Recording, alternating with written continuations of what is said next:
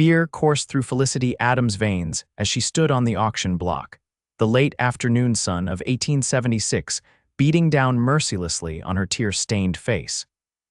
At 22, she never imagined she'd be sold like cattle after her father's death left her with nothing but insurmountable debts. The crowd of rough-looking men gathered in Wildwood, Colorado's dusty town square, made her stomach churn as the auctioneer's voice rang out, announcing the start of bidding for 6 months of the young lady's domestic services. $5.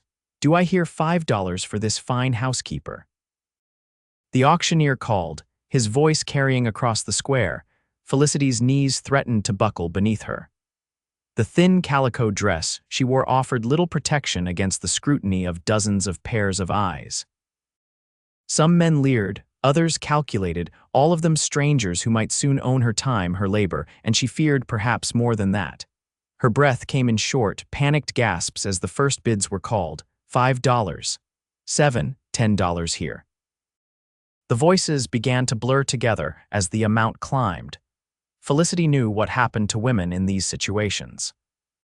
Her father's death 3 months ago had left her vulnerable, and when the bank foreclosed on their small farm, the town council had decreed that a labor contract was the only way to settle her father's outstanding debts. They called it domestic service, but whispers around town suggested many such arrangements ended in forced marriages or worse. $20, called a gruff voice from the back. The speaker was a heavy-set man with a greasy beard whom Felicity recognized as the owner of the local saloon. Her heart sank. Working in a saloon would be a death sentence for her reputation, if not her very soul. $25, came another bid, this one from a silver-haired rancher known for working his hands to the bone. The auctioneer's gavel was poised, ready to come down. $25 going once. $100. The crowd fell silent. A path cleared as a tall figure stepped forward. Felicity blinked back tears to see who had placed such an extravagant bid. The man who emerged from the crowd wore a dark Stetson pulled low over his eyes, but she could see his strong jawline tanned by the sun. His shoulders were broad beneath a worn leather vest, and a star-shaped badge glinted on his chest. Sheriff Blake Turner, someone whispered in the crowd. The auctioneer's eyebrows shot up. $100 from the sheriff, going once. No one dared outbid the lawman. Felicity stood frozen, uncertain if this turn of events was salvation or just another kind of prison. Sold. The gavel came down with finality, and Felicity flinched at the sound. Sheriff Turner approached the auction block, and for the first time, he looked directly at her. Felicity expected to see the same calculating assessment she'd seen in other men's eyes, but what she found instead nearly took her breath away. His eyes, a clear blue like the Colorado sky, held no lechery or coldness. Instead, they were filled with something akin to tenderness, as if he already knew her worth beyond the price he'd just paid. He extended a hand to help her down from the platform. "Miss Adams," he said, his voice low and steady, "you're safe now."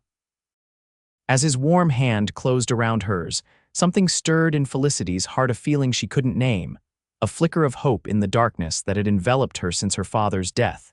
The auction master handed the sheriff a contract. "Sign here, Sheriff." 6 months of domestic service, as agreed. Sheriff Turner signed the paper with quick, decisive strokes, then handed it back. "Miss Adams won't be needing an escort to my property. She'll come of her own free will." He turned to her. "That is, if you're willing." Felicity nodded, still unable to find her voice. As they walked away from the auction block, the whispers followed them. Sheriff Turner seemed unaffected, his stride confident and unhurried. "I don't understand," Felicity finally managed to say. "Why would you pay so much?" Sheriff Turner stopped and turned to face her, his expression serious. "Because no person should be bought and sold, Miss Adams. Not in this town, not while I wear this badge. But the contract is just a piece of paper." He sighed, removing his hat briefly to run a hand through dark hair streaked with premature silver at the temples. "I have a proposition for you, but I won't discuss it here in the street. My house is at the edge of town. My sister Martha lives there too. You'll meet her soon." Felicity studied him, trying to discern his true intentions. "You have a sister," a small smile crossed his face. Yes, and she's been pestering me to find help with the housekeeping for months. She teaches at the schoolhouse, you see. Relief washed over Felicity. A household with another woman present seemed far safer than the alternatives that had nearly befallen her. They walked in silence through town, past the general store and the blacksmith shop. People stopped to stare, but Sheriff Turner didn't seem to notice or care. His home was a modest two-story structure with a wide porch and carefully tended flower beds. It looked nothing like what Felicity had expected a bachelor sheriff might inhabit. "Martha," he called as they entered. "We have a guest." A woman in her 30s emerged from what appeared to be a kitchen, wiping her hands on an apron. Her hair was the same dark shade as her brother's, though without the silver streaks, and her eyes held the same kindness. "Well, it's about time you brought someone home, Blake," she said with a smile, then turned to Felicity. "I'm Martha Turner. You must be Felicity Adams. I was sorry to hear about your father." "You know who I am?" Felicity asked. "It's a small town, dear," Martha replied gently. "And I teach some of the children who lived near your farm. They spoke highly of you." Blake cleared his throat. "Miss Adams is going to be staying with us for a while, Martha." Martha's eyebrows rose slightly, but she nodded. "I'll prepare the guest room then." She disappeared upstairs, leaving Felicity alone with the sheriff. He gestured toward a comfortable-looking chair. "Please sit. You've had a difficult day." Felicity sank into the chair, suddenly aware of how exhausted she was. "What happens now, Sheriff Turner?" "Blake, please," he said, taking a seat across from her. "And what happens now is entirely up to you. The contract says you owe 6 months of domestic service, but I won't hold you to that." Felicity's brow furrowed in confusion. "I don't understand." Blake leaned forward, resting his elbows on his knees. "I bought your contract to give you a choice, Miss Adams. You can stay here, help Martha with the housekeeping, and I'll pay you a fair wage. Or if you prefer, I can arrange transportation to Denver, where you might find other opportunities. Either way, you're not a servant, and you're certainly not property." Tears welled in Felicity's eyes, and she blinked them back. "Why would you do this for me? You don't even know me." Something flickered in Blake's eyes, a shadow of old pain. "Let's just say I've seen what happens when good people are left without options." He stood abruptly. "Think about it. You don't need to decide right away." As he moved to leave the room, Felicity called after him. "Sheriff Blake, I don't have anywhere else to go." He paused, turning back to her. "Then stay, Miss Adams, at least until you figure out what you want to do next." "Felicity," she said softly. "If I'm to call you Blake, then you must call me Felicity." A genuine smile crossed his face, transforming his serious features into something unexpectedly handsome. "Felicity, then." "Welcome to our home." As Blake left the room, Felicity sat in the comfortable chair, trying to make sense of the day's events. She had woken that morning believing she would end the day as little more than property. Yet here she was, offered safety and choice by a man who looked at her as if she mattered. For the first time since her father's death, Felicity felt something other than fear. It wasn't quite hope not yet, but it was a beginning. Days turned into weeks as Felicity settled into life at the Turner household. True to his word, Blake treated her with nothing but respect, paying her a fair wage for her work helping Martha with the cooking and cleaning. The house, while not grand, was comfortable and well-maintained, with a small vegetable garden out back that Felicity took pleasure in tending. Martha proved to be a kind companion, sharing stories of the town's history and her experiences teaching the local children. Blake was often absent during daylight hours, his duties as sheriff keeping him busy, but he joined them for supper most evenings, his quiet presence a steady reassurance. One evening in late May, nearly 3 weeks after the auction, Felicity was preparing supper when she heard raised voices from the front of the house. Blake had returned earlier than usual, and he wasn't alone. "I paid good money at that auction, Sheriff," came a rough voice that Felicity recognized with a chill as belonging to Sam Harker, the saloon owner who had bid on her. "And I don't appreciate you snatching what could have been mine." "Miss Adams is a person, not property, Harker," Blake replied, his voice level but with an edge of steel. "The auction was for a labor contract, nothing more.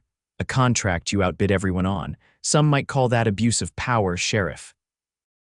And some might call your intentions for Miss Adams something far worse, Blake retorted. Now, unless you have official business with me, I suggest you leave my property. There was a tense silence, then the sound of heavy boots on the porch steps. This ain't over, Turner, not by a long shot. The door closed, and Felicity realized she was gripping the knife she'd been using to chop vegetables so tightly her knuckles had turned white. She set it down with shaking hands. Blake entered the kitchen a moment later, his expression darkening when he saw her face. You heard. It wasn't a question, but Felicity nodded anyway. Mr. Harker has a reputation, she said quietly. The women who work in his saloon, they don't last long. Blake's jaw tightened.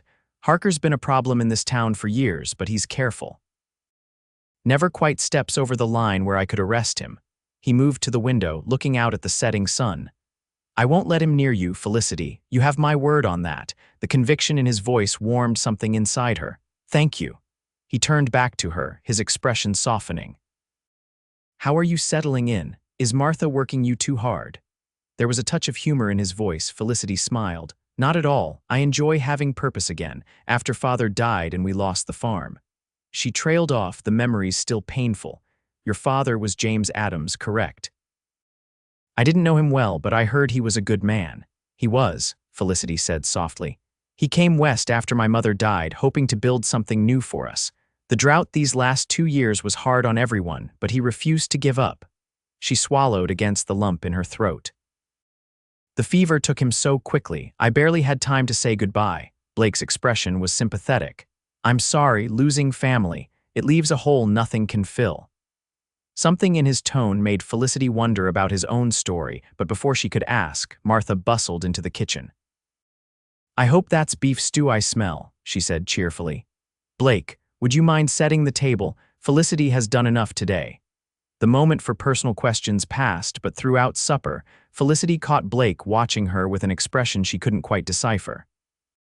It wasn't pity, nor was it the calculating look men sometimes gave women. It was something deeper, as if he was trying to understand the puzzle that was her. Later that night, unable to sleep, Felicity crept downstairs for a glass of water. She was surprised to find Blake still awake, sitting at the kitchen table with a stack of papers and a cup of coffee gone cold. Trouble sleeping? He asked without looking up. Just thirsty, she replied, filling a glass from the water pitcher. You're working late. Town business. Budget reports, he grimaced. Not the exciting part of being sheriff, I'm afraid. Felicity hesitated, then sat across from him. May I ask you something? He set down his pencil, giving her his full attention. Of course. That day at the auction. You could have let someone else win the contract. It would have been easier, less expensive. Why did you intervene? Blake was quiet for a long moment, his blue eyes thoughtful. I've seen what desperation can do to people, how it can force good people into terrible situations. He ran a hand through his hair, a gesture Felicity had come to recognize as a sign he was choosing his words carefully. When I saw you on that auction block, looking so frightened yet still holding yourself with dignity, I couldn't stand by and watch what might happen. You didn't know me. No, he agreed, but I knew enough. I knew you deserved better than being sold to the highest bidder. The sincerity in his voice touched her deeply. Not many would have done what you did.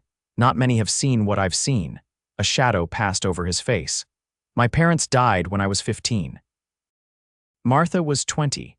We had no other family, and the banker who held the mortgage on our farm in Kansas wasn't as understanding as he could have been. What happened? Felicity asked softly. Martha took a position as a live-in teacher for a wealthy family to support us both. The father. His jaw tightened.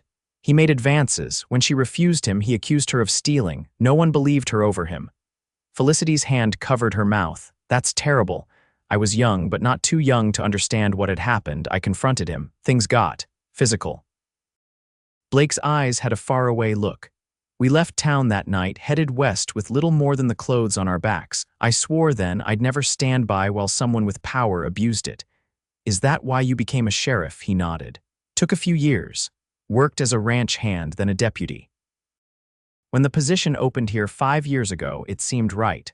Felicity studied him in the dim lamplight, seeing him anew, not just as her rescuer or employer, but as someone shaped by his own struggles and choices.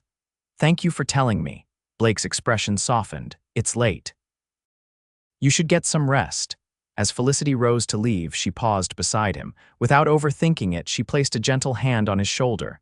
You're a good man, Blake Turner. His hand came up to cover hers briefly, warm and steady. Good night, Felicity. That night, as she lay in bed staring at the ceiling, Felicity realized that her feelings for Blake had shifted. What had begun as gratitude was becoming something deeper, more complex. She tried to dismiss the thought he was her employer, her rescuer, but her heart wasn't listening to such practical concerns. The following Sunday, Martha insisted that Felicity join them for church services. It's time you were seen as part of this community, not as the poor girl on the auction block, she said firmly. Felicity was nervous about facing the townspeople, but wearing one of Martha's dresses that had been carefully altered to fit her smaller frame, she felt more confident than she had in months. Blake, dressed in his Sunday best rather than his sheriff's attire, offered her his arm as they walked into town. The small white church was nearly full when they arrived, and Felicity felt the weight of curious stares as Blake led her and Martha to a pew near the front. She kept her eyes downcast, not wanting to meet the gazes that followed her. Ignore them, Blake murmured close to her ear. You have nothing to be ashamed of. His support bolstered her courage, and by the end of the service, Felicity managed to hold her head high as they filed out of the church. Several people approached to introduce themselves, though she noticed that some of the town's more prominent citizens kept their distance, eyeing her with suspicion or disapproval.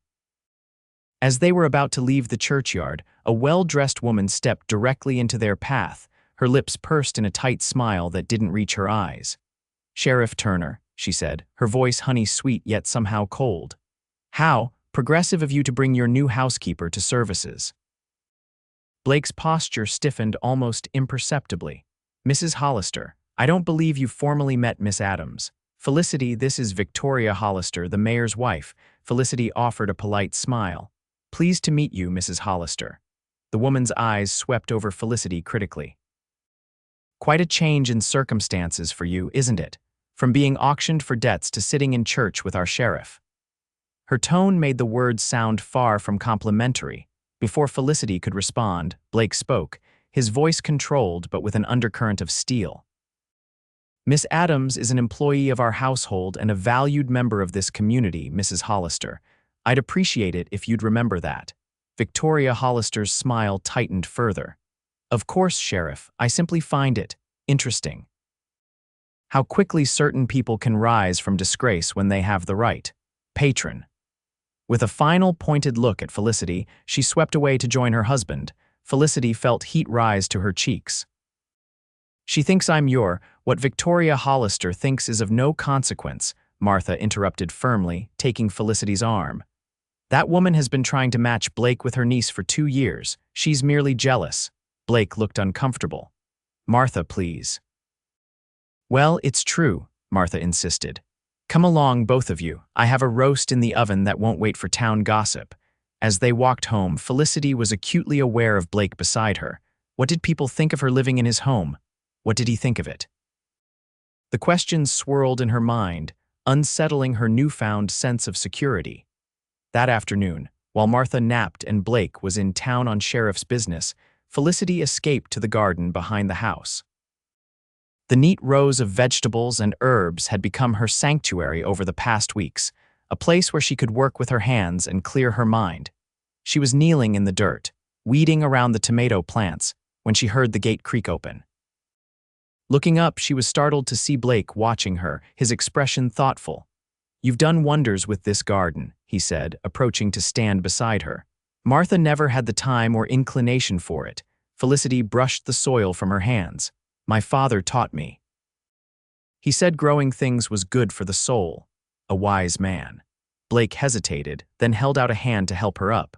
When she was standing, he didn't immediately release her hand. I wanted to apologize for Mrs. Hollister's behavior this morning. You have nothing to apologize for. Perhaps not, but I'm sorry nonetheless. His blue eyes searched hers. Does it bother you? What people might think about your presence here? Felicity considered the question carefully.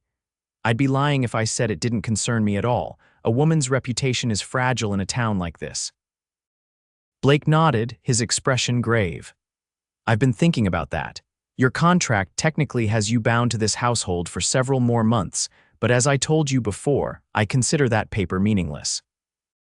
If you'd prefer to make other arrangements, no, Felicity interrupted, surprised by the vehemence in her own voice. That is, I'm comfortable here unless you want me to leave. No, Blake said quickly. That's not what I want at all. Something flickered in his eyes, gone almost before she could register it. I just want you to be happy, Felicity, to have choices. The warmth in his voice made her heart beat faster. I am happy here, she said softly. Happier than I expected to be again after losing father and the farm. Blake's fingers tightened briefly around hers before he released her hand. I'm glad, he cleared his throat. I should let you get back to your gardening. I only came home to fetch some paperwork. As he turned to go, Felicity called after him. Blake, he paused, looking back at her. Thank you for everything. A smile softened his features. You're welcome, Felicity. As she watched him walk back toward the house, Felicity admitted to herself what she had been trying to deny for weeks. She was falling in love with Blake Turner. The realization was both thrilling and terrifying. He had saved her, given her a home and purpose when she had nothing. But did he see her as more than someone to protect? Could he ever return the feelings that were growing stronger in her heart with each passing day? With a sigh, Felicity returned to her weeding, pushing these questions aside. Only time would tell, and for now, she would focus on the life she was rebuilding, one day at a time. June brought the summer heat to Colorado, and with it came renewed tension in Wildwood. Reports of cattle rustling in the surrounding ranches had Blake working long hours, often returning home after Felicity and Martha had gone to bed. When he did join them for meals, he was preoccupied, the weight of his responsibilities evident in the new lines around his eyes. One evening, nearly 2 months after the auction, Felicity was alone in the house. Martha had gone to visit a sick student and Blake was working late as usual. The knock at the door startled her. Cautiously, she approached, calling through the wooden panel. Who is it? Open up, Miss Adams. I've got business with you. The slurred voice sent a chill down her spine. Sam Harker, the saloon owner who had bid on her contract at the auction. And from the sound of it, he was drunk. Sheriff Turner isn't here, she said firmly. Please come back tomorrow if you need to speak with him. A heavy thud against the door made her jump back. Harker had thrown his weight against it. Ain't the sheriff I'm looking for, he growled. It's you. Think you're too good for the likes of me now, living with the high and mighty sheriff. Open this door or I'll break it down. Fear coursed through Felicity, but she forced herself to remain calm.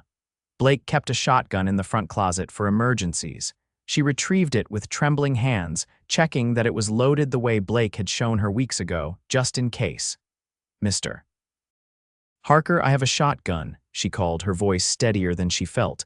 The sheriff will be back any minute. I suggest you leave. There was a moment of silence, then a harsh laugh. You ain't got the nerve to use that, girl, but fine, I'll go. Just remember Turner ain't always gonna be around to protect you. Heavy footsteps retreated from the porch, and Felicity sagged against the wall in relief, the shotgun still clutched in her hands. She remained there, listening intently for any sign that Harker might return, until she heard the familiar sound of Blake's horse approaching nearly an hour later. When Blake entered and found her white-faced and holding his shotgun, his expression shifted instantly from surprise to concern. What happened? He demanded, quickly crossing to her side and gently taking the weapon. Felicity told him about Harker's visit, watching as Blake's face hardened with each detail. When she finished, he carefully set the shotgun aside and took her hands in his. Are you all right? He asked, his voice gentle despite the anger evident in his eyes. Felicity nodded. Just shaken. He left when I told him I was armed. You did exactly right, Blake assured her. He hesitated, then added, Felicity, I'm sorry, I should have been here. You can't be everywhere at once, she said. You have a town to protect, and I have you to protect as well. The intensity in his voice made her breath catch. His thumbs traced small circles on the backs of her hands, a soothing gesture that nonetheless sent warmth spreading through her. Harker's getting bolder. First confronting me about your contract, now this. What does he want with me? Felicity asked, though she feared she already knew the answer. Blake's jaw tightened. Men like Harker see women as possessions. When I outbid him at that auction, I wounded his pride. And now. He trailed off, seeming to realize he was still holding her hands. He released them reluctantly. I won't let him near you again. You can't be with me every moment, Felicity pointed out. No, but I can make sure you're never alone in this house again. Blake ran a hand through his hair, thinking, Martha should be back soon. Tomorrow, I'll speak with Deputy Mills about increasing patrols near here. Felicity nodded, grateful for his concern yet troubled by the situation. She didn't want to be a burden or a complication in Blake's life. Perhaps I should consider other arrangements after all, she said quietly. My presence here is causing problems for you. Blake's expression grew serious. Is that what you want to leave? No, Felicity admitted. But I don't want to be the reason you're at odds with people in town, or why men like Harker challenge your authority. Felicity. Blake stepped closer, his eyes intent on hers. You are not a burden or a problem. He paused, seeming to search for the right words. You've brought something to this house, to Martha's life and mine, that was missing before. I don't want you to leave, not unless it's what you truly desire. The sincerity in his voice made her heart race. I want to stay, she whispered. Something shifted in Blake's expression, a softening around his eyes that made him look younger, less burdened. Good, he said simply. The moment stretched between them, charged with unspoken feelings. Blake was standing close enough that Felicity could smell the familiar scent of leather and pine that always clung to him. For one breathless second, she thought he might move closer still, might bridge the small distance between them. The front door opened, and Martha's voice called out, I'm home. Is that your horse outside, Blake? The moment shattered. Blake stepped back, clearing his throat. In here, Martha, he called, his voice oddly rough.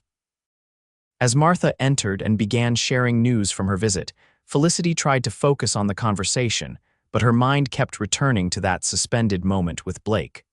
What would have happened if Martha hadn't returned just then? And more importantly, what did it mean that Blake wanted her to stay? The next morning, Blake left early to speak with his deputy about increasing patrols. Felicity went about her usual chores, trying not to dwell on the previous night's events. She was beating a rug on the back porch when Martha joined her, a knowing look in her eyes. You seem distracted today, Martha observed, helping Felicity hang the rug over the porch railing. Felicity felt heat rise to her cheeks. Just tired. I didn't sleep well after Mr. Harker's visit. Martha studied her face. Blake told me what happened. It must have been frightening for you. It was, Felicity admitted, but your brother has been very protective. A smile played at the corners of Martha's mouth. My brother has always been protective of those he cares about. She paused, then added casually, I've never seen him care about anyone the way he cares for you, Felicity. Felicity's heart skipped a beat.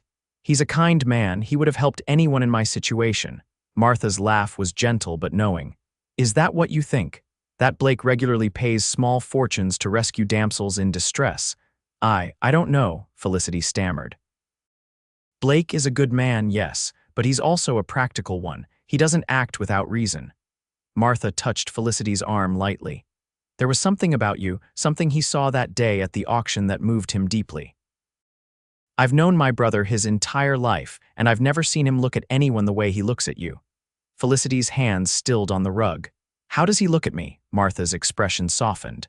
Like you're already a part of him, like he's found something he didn't even know he was missing. The words sent a flutter of hope through Felicity's chest. Martha, I care for him too, more than I should, perhaps. There's no should when it comes to matters of the heart, Martha said firmly, only what is. But my situation, the contract, are complications, not barriers, Martha interrupted. Felicity, I've watched you these past weeks. You've rebuilt yourself from tragedy with grace and strength. Don't let fear keep you from reaching for happiness now. Before Felicity could respond, the sound of approaching horses drew their attention to the road. Blake was returning, but he wasn't alone. Deputy Mills rode beside him, and behind them came a wagon driven by a woman Felicity didn't recognize. Blake dismounted, his expression grim as he approached the porch. Martha, Felicity, this is Widow Johnson. She's been having trouble with rustlers at her ranch outside town. I've offered her our spare room until we resolve the situation. The widow, a sturdy woman in her 40s with graying hair and a no-nonsense demeanor, nodded in greeting. Hope I'm not imposing. Sheriff Turner insisted it wasn't safe for me to stay at my place alone, what with 3 of my cattle stolen already. You're very welcome here, Martha assured her, going to help with her bags. Blake caught Felicity's eye. Mrs. Johnson's presence will serve 2 purposes, he said quietly.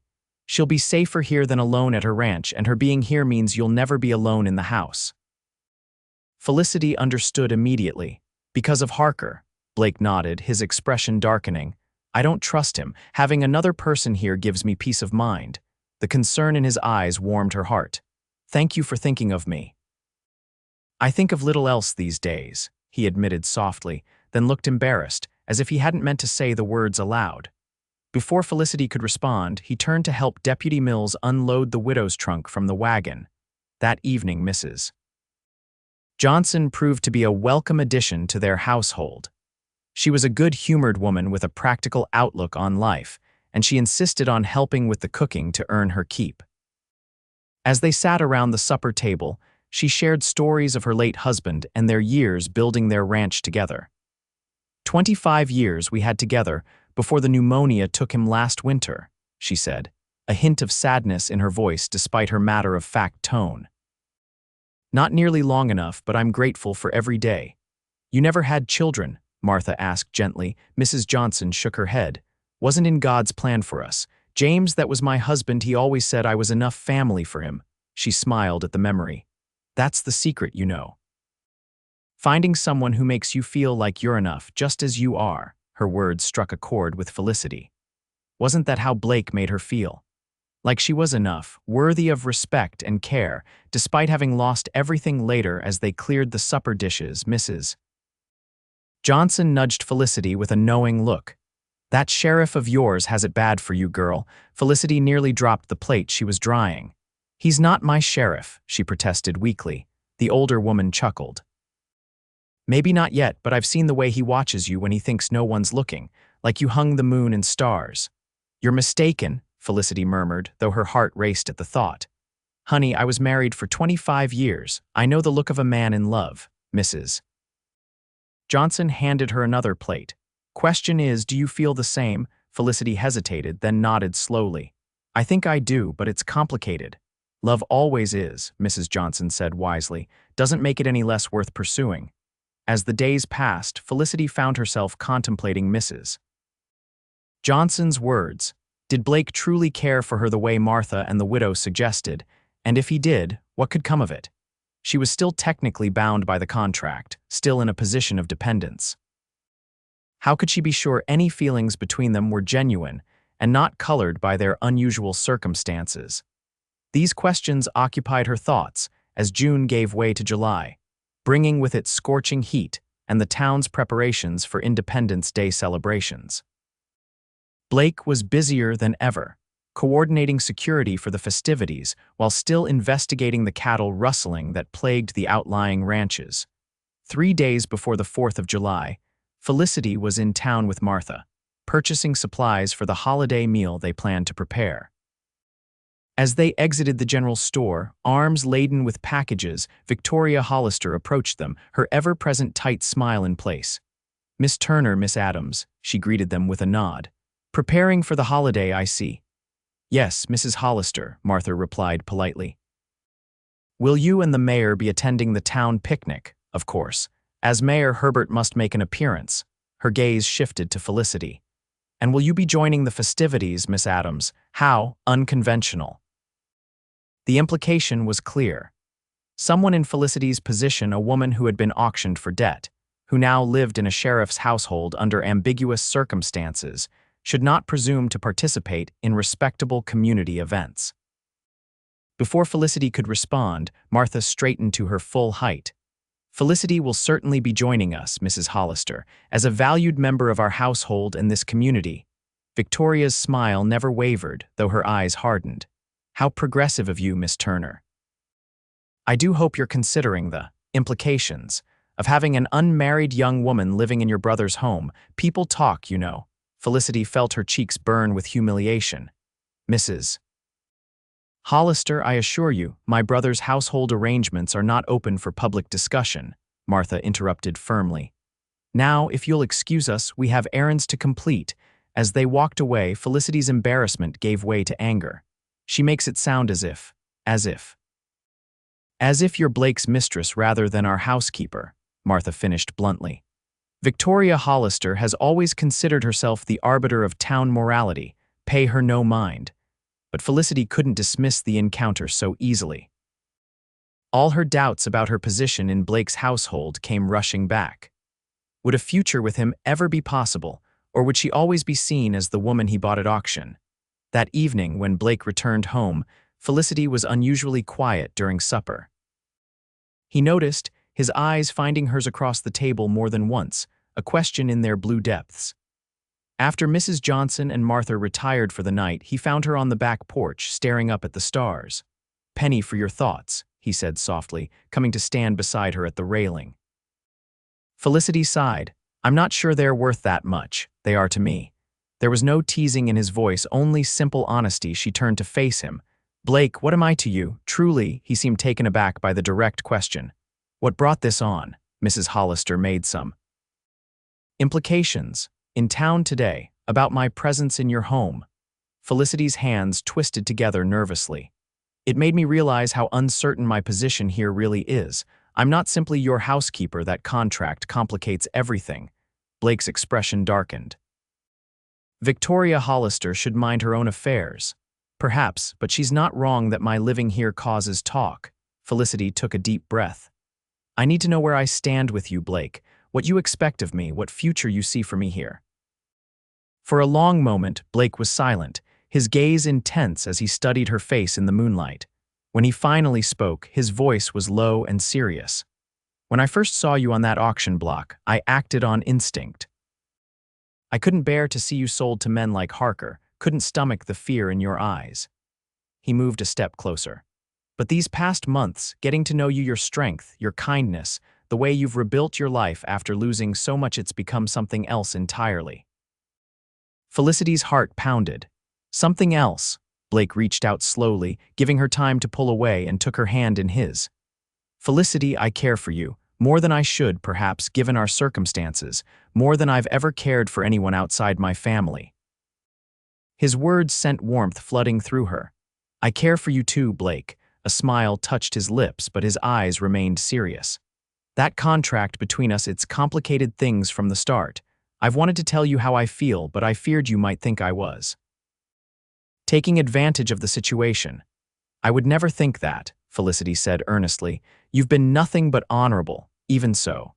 Blake's thumb traced circles on the back of her hand, sending shivers up her arm. "I want you to be free to choose your own path, Felicity. Free of obligation or gratitude," understanding dawned. "That's why you've kept your distance," he nodded. "It seemed the right thing to do, but hearing that Victoria Hollister is spreading her poison, seeing how it's hurt you," his jaw tightened. "I can't stand by silently any longer." Felicity's free hand came up to touch his cheek gently. "Then don't." Blake's eyes darkened as he leaned into her touch.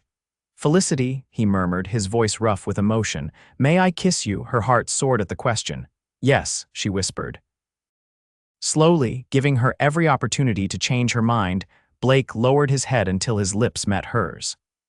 The kiss was gentle at first, tentative, but as Felicity responded, it deepened into something more certain. His arms came around her waist, drawing her closer, and she wound her arms around his neck, losing herself in the sensation of finally being in his embrace. When they eventually pulled apart, both slightly breathless, Blake rested his forehead against hers. "I've wanted to do that for so long," he admitted. Felicity smiled, happiness bubbling up inside her. "I've wanted you to." He brushed a strand of hair from her face, his expression growing serious again. "What happens now is up to you, Felicity. If you want to stay, not as my housekeeper, but as—" He hesitated. "Well, we'd have to court properly, of course. I wouldn't want to give the Victoria Hollisters of the world any more ammunition." Felicity laughed softly. "Are you asking to court me, Sheriff Turner?" A smile lit his face, transforming his serious features. "I believe I am, Miss Adams, if you'll have me." "I will," she said simply. "Though I'm not sure what people will think, let them think what they will," Blake interrupted. "We know the truth, that's what matters."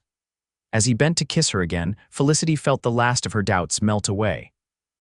Whatever challenges lay ahead, they would face them together. The 4th of July celebrations in Wildwood were a grand affair, with bunting decorating the main street and a picnic in the town square planned for midday. Felicity woke early, excitement mingling with nervousness at the prospect of appearing publicly as Blake's sweetheart for the first time. Martha had helped her alter one of her own dresses for the occasion, a pretty blue calico that brought out the gold flecks in Felicity's brown eyes. As she pinned up her hair, adding a simple ribbon that matched the dress, Felicity studied her reflection in the small mirror above her dresser. The haunted, frightened girl from the auction block was gone, replaced by a woman with hope in her eyes and color in her cheeks. A soft knock at her door interrupted her thoughts. "Felicity," Martha called, "are you ready? Blake's waiting downstairs." Taking a deep breath, Felicity opened the door. Martha's eyes widened appreciatively. "You look lovely," she said warmly. "My brother won't know what hit him." Felicity blushed. "Do you think it's too much? I don't want to draw attention." "Nonsense," Martha interrupted firmly. "You deserve to look beautiful today. Let Victoria Hollister and her ilk stare all they want." Gathering her courage, Felicity descended the stairs. Blake was waiting in the front parlor, dressed in his best suit rather than his sheriff's attire, his dark hair neatly combed. When he turned and saw her, the admiration in his eyes made her heart skip. "You look beautiful," he said simply, offering his arm. "Thank you," Felicity replied, placing her hand in the crook of his elbow. "You're quite handsome yourself, Sheriff." His smile was warm as he led her outside to where Martha and Mrs. Johnson were already waiting in the wagon. The ride into town was filled with cheerful conversation, but Felicity was acutely aware of Blake beside her, his solid presence a reassurance against the scrutiny she knew they would face. The town square was already bustling when they arrived. Tables had been set up beneath the shade of the large oak trees, laden with food brought by various townspeople. A band was setting up on a small platform, and children ran about playing games, their excited shrieks filling the air. As Blake helped Felicity down from the wagon, she felt the weight of curious stares. Whispers followed them as they made their way toward the tables where they would set out the food they had brought. "That's her, the girl from the auction. Sheriff's got her all dressed up like a proper lady. Wonder what Martha Turner thinks of all this." Felicity tried to keep her head high, but the murmurs made her falter. Blake's hand moved to the small of her back, a steadying presence. "Ignore them," he murmured close to her ear. "You have every right to be here." His confidence bolstered her own, and Felicity managed to smile as they greeted various townspeople. Some, like the blacksmith and his wife, were genuinely welcoming. Others were polite but reserved, clearly uncertain what to make of her presence at Blake's side.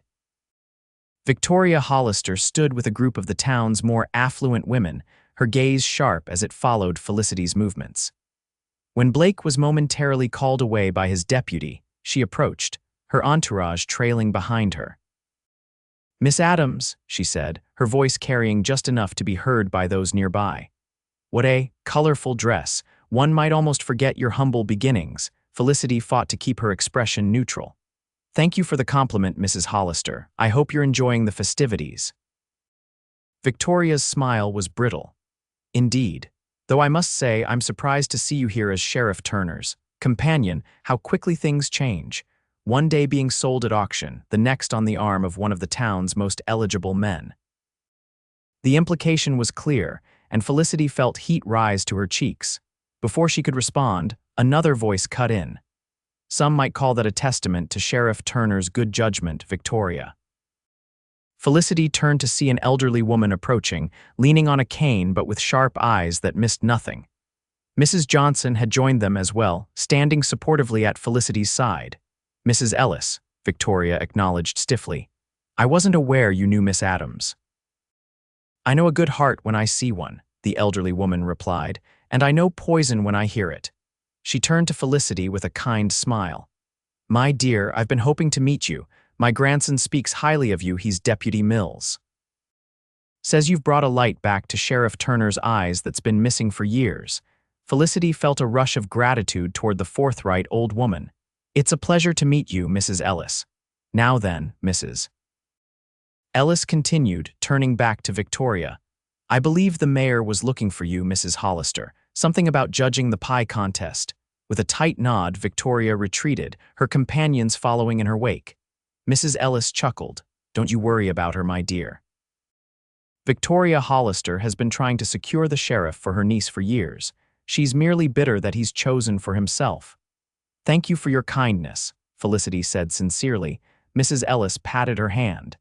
"This town has its share of narrow minds but good hearts too. You'll find your place." As the elderly woman moved away, Mrs. Johnson squeezed Felicity's arm encouragingly. "Stand your ground, girl. You've nothing to be ashamed of." The day continued, and gradually Felicity began to relax and enjoy herself. Blake returned to her side, his presence a constant reassurance. When the band began to play, he led her to the cleared area where couples were dancing. "I'm not sure I remember how," Felicity admitted as he took her in his arms. Her father had taught her simple country dances as a child, but it had been years since she'd had occasion to use those skills. "Just follow my lead," Blake said, his hand warm against her waist. "I'm not much of a dancer myself." They moved together to the music, a bit awkwardly at first, but soon finding their rhythm. Felicity was acutely aware of the eyes upon them, but as she looked up into Blake's face, the rest of the world seemed to fade away. There was only the music, the warmth of his hands, and the tender look in his blue eyes. "People are staring," she murmured. "Let them," Blake replied, his voice low. "I'm proud to be seen with you, Felicity." His words warmed her heart, and she moved a little closer in his arms, letting herself enjoy this moment of happiness. As the afternoon wore on, the atmosphere grew increasingly festive. Children ran about with sparklers as dusk approached, their faces alight with wonder. Felicity found herself drawn into conversations with townspeople who, seeing her accepted by Blake and respected figures like Mrs. Ellis, were willing to look beyond the circumstances of their first seeing her. She was helping serve lemonade when a commotion at the edge of the square caught her attention. Raised voices carried across the gathering, and Blake, who had been speaking with the mayor nearby, immediately moved toward the disturbance. "What's happening?" Felicity asked a woman standing beside her. "Looks like Sam Harker and his boys," the woman replied, frowning, drunk from the sound of it. Felicity's stomach clenched at the name. Setting down the pitcher of lemonade, she moved closer to get a better view, concern for Blake overriding her caution. Sam Harker stood swaying slightly, flanked by two equally intoxicated men. His face was flushed with alcohol and anger as he faced Blake, who stood with calm authority, one hand resting on the gun at his hip. "You ain't welcome here, Harker," Blake was saying, his voice carrying clearly. "Not in this state. Take your men and go sleep it off." "It's a public celebration, ain't it?" Harker slurred, his belligerent gaze sweeping the crowd. "Got as much right as anyone to be here."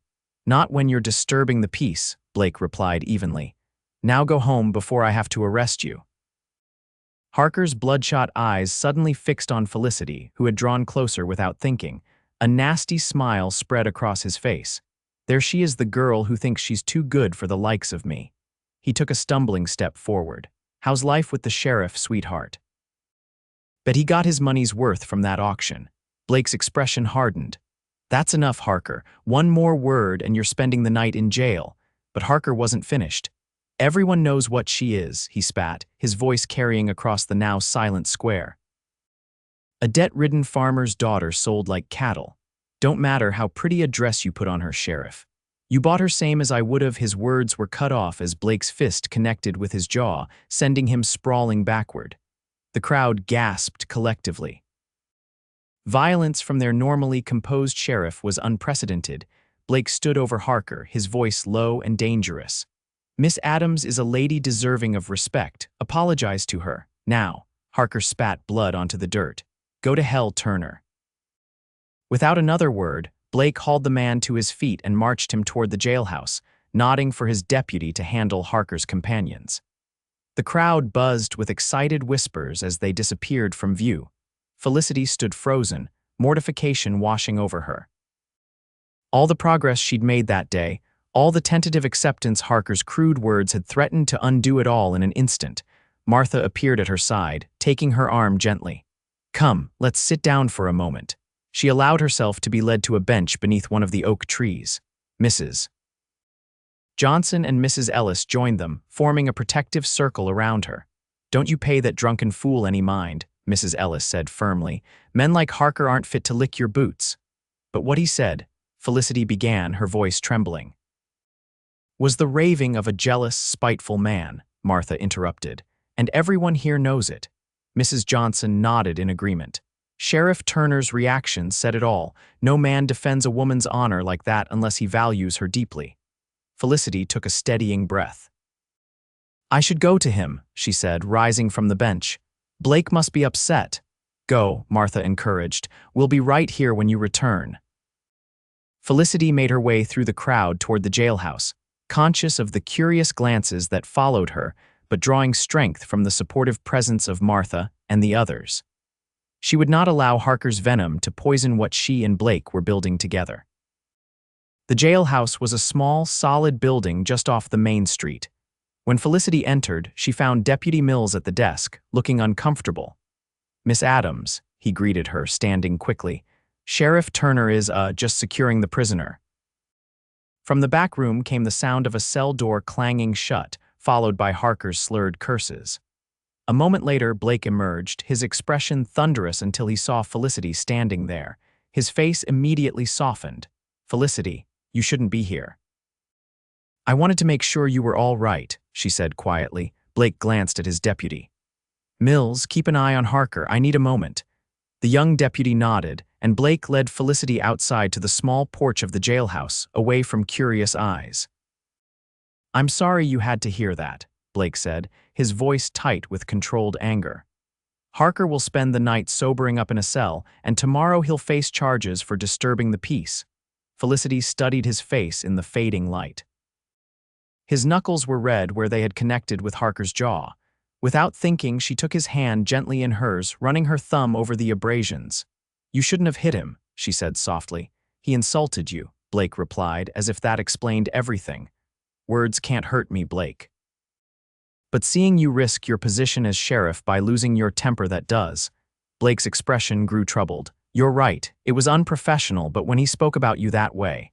He shook his head. I couldn't let it stand. Felicity's heart warmed at his protective instinct, even as she worried about the consequences. What will the mayor say? Could this cause trouble for you? A small smile touched Blake's lips. Herbert Hollister may be influenced by his wife in many things, but he's no friend to Sam Harker. The saloon has been a thorn in his side for years. His expression grew serious again. But that's not what matters right now. Are you all right, Felicity? What Harker said was cruel but not unexpected, she interrupted gently. There will always be people who see me as the girl from the auction block, Blake. I've made my peace with that. He studied her face, admiration clear in his eyes. You're the strongest person I know, Felicity Adams, she smiled, though tears pricked at her eyes. Not so strong, but I'm learning. Blake's hand came up to cup her cheek. I meant what I said. You deserve respect, and much more besides. The tenderness in his voice made her heart swell. As do you, Sheriff Turner. They stood together in the gathering dusk, the sounds of the celebration continuing in the distance. The interruption had not ended the festivities, and soon the promised fireworks would begin. We should go back, Felicity said reluctantly. Martha will be wondering where we are. Blake nodded, but before he released her, he bent to place a gentle kiss on her lips. Just remember, he murmured, no matter what anyone says, you are extraordinary, Felicity Adams, and I count myself fortunate beyond words to have found you. His words wrapped around her heart like a warm blanket, chasing away the chill of Harker's cruel remarks. As they walked back toward the square, Blake's hand firmly holding hers, Felicity realized that for the first time since her father's death, she felt truly hopeful about the future. The summer heat gave way to the cooler days of autumn, and with the changing season came changes in Felicity's life as well. Her relationship with Blake deepened as they courted properly, attending church together on Sundays and taking chaperoned walks through town. Martha was a willing accomplice, giving them privacy while still maintaining the proprieties that small town life demanded. Mrs. Johnson had returned to her ranch, once the cattle rustlers were caught a gang operating out of the next county that Blake and his deputy had tracked down in late July. But she remained a frequent visitor to the Turner home, her straightforward manner and kind heart making her a valued friend to Felicity. As October painted the cottonwood trees along the creek in shades of gold, Blake began taking Felicity on rides outside town on his days off. She enjoyed these excursions immensely, not only for the time alone with Blake, but also for the opportunity to explore the beautiful countryside around Wildwood. On one such afternoon, they rode to a high meadow overlooking the town. The air was crisp, carrying the scent of pine and distant wood smoke. Blake spread a blanket beneath a tall pine tree and they sat together, sharing the lunch Martha had packed for them. "It's beautiful here," Felicity said, looking out over the valley below.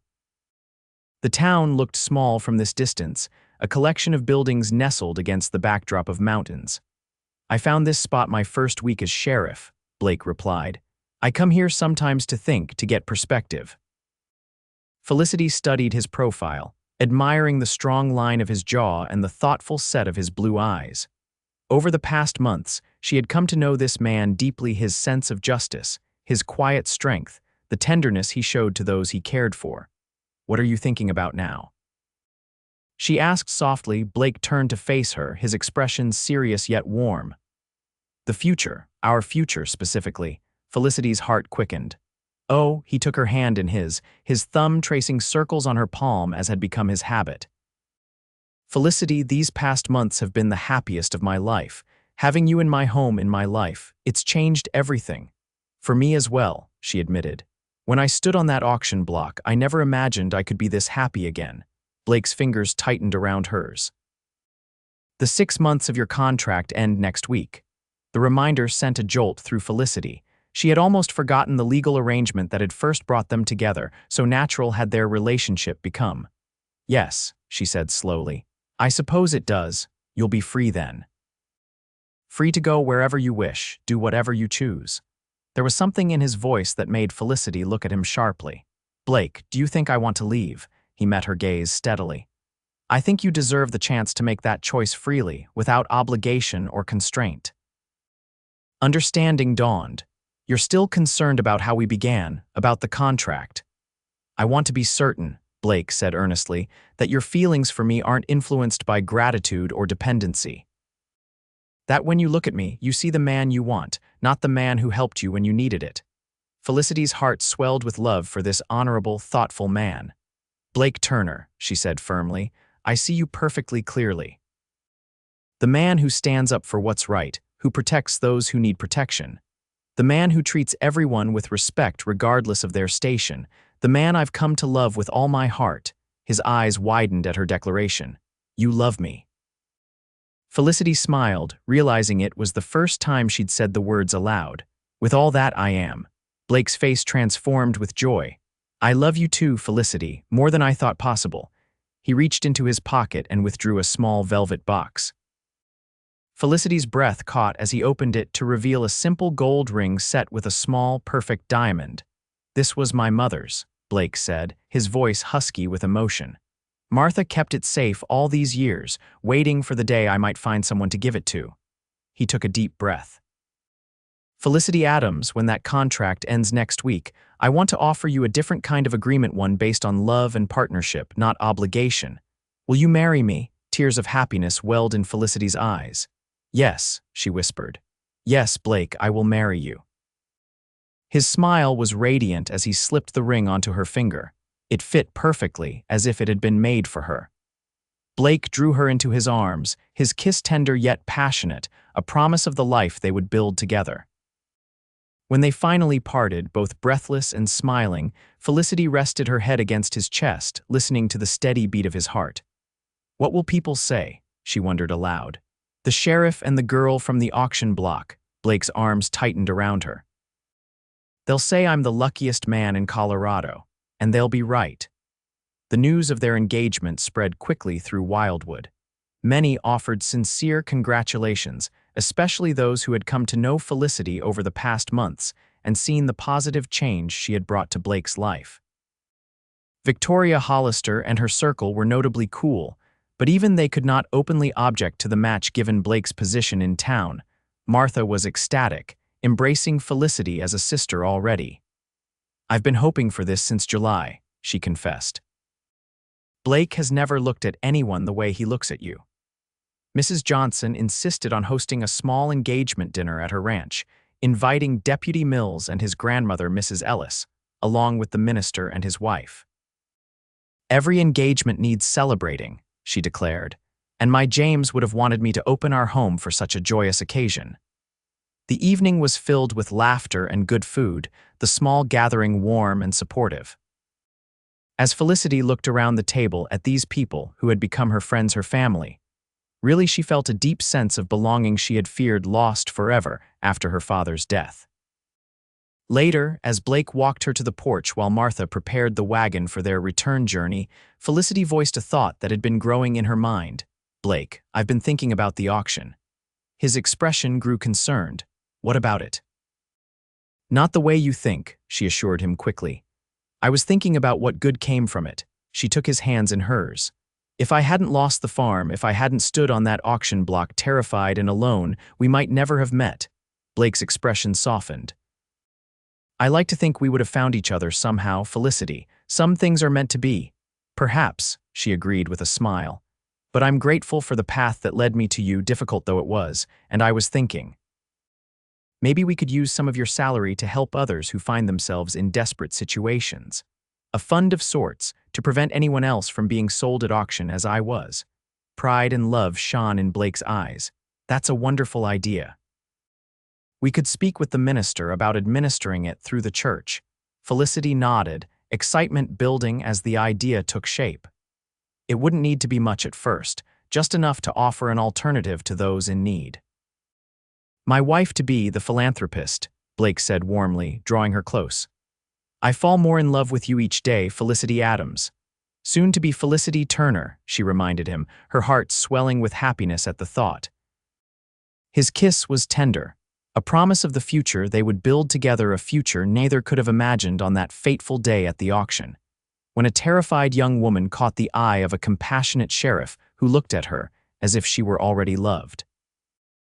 They were married on the first Saturday of November 1876, in the small white church where they had attended services together for months. Felicity wore a new dress of cream-colored silk that Martha had helped her make, with lace at the collar and cuffs that Mrs. Ellis had contributed from her own wedding gown. In her hair, she wore a crown of late-blooming wildflowers that Blake had gathered for her that morning. The church was filled with well-wishers, not the entire town, but those who mattered. Martha, beaming with pride as she stood beside Felicity, Mrs. Johnson and Mrs. Ellis in the front pew, Deputy Mills serving as Blake's best man, the blacksmith and his wife who had been among the first to welcome Felicity, and even a few of the children Martha taught, who had grown fond of Miss Felicity during her visits to the schoolhouse. As Felicity walked alone down the short aisle, her eyes fixed on Blake waiting for her at the altar, she thought of her father. He would have approved of this man. She knew this honorable, steadfast sheriff who had saved her in more ways than one. In her heart, she felt her father's presence, his blessing on this union. Blake's eyes never left her as she approached, his expression one of wonder and deep love. When she reached him and placed her hand in his, he squeezed it gently, a silent communication that passed between them. "You are safe. You are loved. You are home." The minister's words washed over them as they made their vows, promising to love and cherish each other for all their days. When Blake slipped the gold band onto her finger to join her engagement ring, his hands were steady, his voice clear and certain as he pledged his life to hers. "I now pronounce you husband and wife," the minister declared, and the small church erupted in applause as Blake kissed his bride, his arms holding her as if she were the most precious thing in the world. The celebration afterward was held at Mrs. Johnson's ranch, where tables had been set up in the large barn, decorated with autumn leaves and candles. There was music and dancing, laughter, and a few happy tears as toasts were made to the new couple. "To Sheriff and Mrs. Turner," Deputy Mills called, raising his glass. "May your home be blessed with love and your days with joy. And children, Mrs. Ellis added with a twinkle in her eye, causing Felicity to blush and Blake to laugh, drawing her closer to his side. As the evening drew to a close, Blake led Felicity away from the celebration toward a waiting carriage. They would spend their wedding night at a small cabin in the foothills that belonged to one of the ranchers, who had offered it as a wedding gift for a few days of privacy. Martha embraced them both before they left. "Be happy," she whispered to Felicity. "You've brought my brother back to life in a way I never thought possible." Tears pricked at Felicity's eyes as she hugged her new sister. "Thank you for welcoming me into your family." "Our family now," Martha corrected with a smile. The journey to the cabin took less than an hour, the crisp night air filled with stars above them as Blake guided the carriage along the moonlit road. When they arrived, he insisted on carrying Felicity across the threshold, making her laugh with delight at the romantic gesture. The cabin was simple but cozy, with a fire already laid in the hearth and fresh linens on the bed. Someone Martha, Felicity suspected, had placed wildflowers in a vase on the small table, and a basket of food sat nearby for their breakfast. Blake lit the fire and several lamps, casting the cabin in a warm glow. When he turned back to Felicity, his expression was tender yet hesitant. "Mrs. Turner," he said softly, the name new and wonderful on his lips. Felicity went to him, all nervousness fading in the certainty of her love for this man. "Mr. Turner," she replied with a smile, reaching up to touch his face. "My husband." His arms encircled her waist, drawing her close. "I still can't quite believe it," he murmured. "That you're here, that you're mine. Believe it," Felicity whispered, rising on tiptoe to kiss him. "I've never been more certain of anything in my life." Their kiss deepened, months of restrained passion finally finding expression in the privacy of their wedding night. Blake's hands were gentle yet sure as he helped her remove the pins from her hair, letting it fall in waves down her back. When he spoke her name against her lips, it sounded like a prayer, a benediction. That night, as they came together as husband and wife, Felicity knew she had found her true home not in a place, but in the arms of the man who had seen her worth when she was at her lowest, who had looked at her as if she were already loved long before she knew she could love again. Spring arrived in Colorado with a riot of wildflowers and the promise of new beginnings. Felicity stood in the doorway of the small house she and Blake had built on the edge of town, watching as he worked in the garden they had planted together. The past 5 months of marriage had been even happier than she could have imagined, each day bringing them closer, deepening the bond between them. Martha had moved into town to be closer to the schoolhouse, taking a room above the dressmaker's shop, though she was a frequent visitor to their home. Felicity missed her daily presence, but enjoyed the privacy of having a home alone with Blake. They had settled into a comfortable routine, Blake's duties as sheriff keeping him busy during the day while Felicity managed their household and helped establish the fund they had discussed before their wedding. The Adams Assistance Fund, as it had come to be known, was administered through the church and had already helped 3 families avoid the fate that had nearly befallen Felicity. Even Victoria Hollister had grudgingly contributed after her husband, the mayor, publicly endorsed the initiative. It was a small victory, but one that gave Felicity immense satisfaction. "You're looking thoughtful," Blake observed, setting down his garden tools and approaching the porch where she stood. Dirt smudged his cheek, and his shirt sleeves were rolled up to reveal sun-browned forearms. Felicity smiled, reaching out to brush the dirt from his face. "Just counting my blessings." He caught her hand, pressing a kiss to her palm. "And how many is that today?" "Too many to count," she replied honestly, "but I have news that might add one more to your list." Blake's eyebrows rose questioningly. Felicity took a deep breath, joy bubbling up inside her. "Dr. Morgan confirmed it yesterday. We're going to have a baby, Blake, in late October." His expression transformed from surprise to wonder in an instant. "A baby," he repeated, his voice hushed. "You're certain?" Felicity nodded, her eyes shining with happy tears. "Quite certain. Are you pleased?" In answer, Blake swept her into his arms, lifting her off her feet in an exuberant embrace.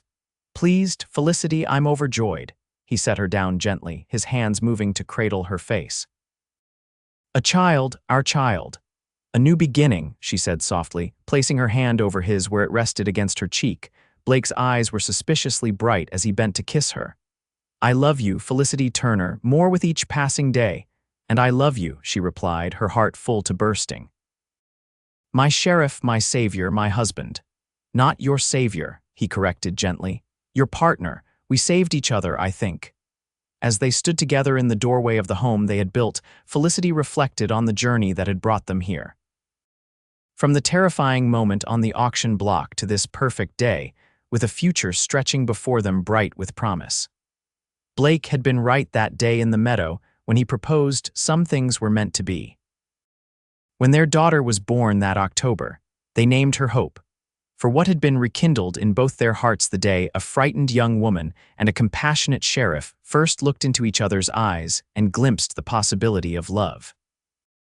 And in the years that followed, as their family grew to include a son named James after Felicity's father, and later another daughter, the story of how they met became a cherished family tale. Not a story of auction blocks and desperation, but one of courage and second chances. A story of how love could bloom in the most unlikely circumstances, when one person looked at another as if they were already loved, even before they knew it themselves. Felicity never forgot the fear she had felt that day as bidding began. But as the years passed, it faded against the stronger memory of Blake's eyes meeting hers for the first time, kind, respectful, seeing her true worth when she had forgotten it herself. That moment, she often told her children, was when her life truly began anew. Not because he rescued her, but because in his eyes she glimpsed the woman she could become. Strong, valued, loved. In time, Wildwood grew and changed around them. Blake eventually retired as sheriff, turning the badge over to a younger man he had trained himself. He and Felicity took over Mrs. Johnson's ranch when the good widow decided it was time to move to Denver to live with her niece, and they transformed it into a prosperous homestead where travelers and those down on their luck could always find work and a hot meal. The Adams Assistance Fund grew to become a cornerstone of the community, helping countless families through hard times without the humiliation Felicity had faced. It became her life's work, alongside raising their children and supporting Blake in all his endeavors. And on quiet evenings, when the children were asleep and the work of the day was done, Blake and Felicity would sit together on their porch, watching the stars appear over the Colorado mountains, their hands intertwined as they had been since that long-ago day when a sheriff with kind eyes paid $100 to buy a frightened young woman's freedom, and in doing so, found his own heart's true home. In those peaceful moments, with the weight of Blake's arm around her shoulders and the sound of their children's soft breathing drifting through open windows, Felicity knew with absolute certainty that all the hardships of her past had led her exactly where she was meant to be. Loved, cherished, and finally, completely free.